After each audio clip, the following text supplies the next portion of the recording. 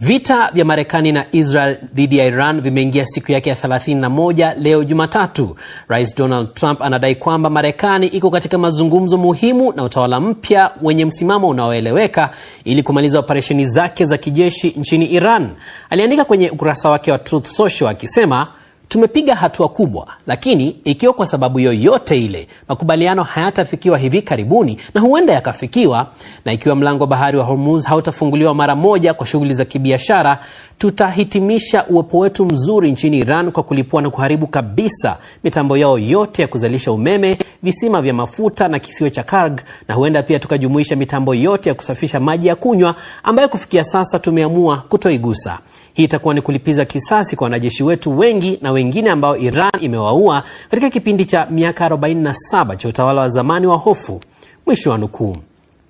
Lakini msemaji wa Wizara ya Mambo ya Nje wa Iran anasema kuwa mpango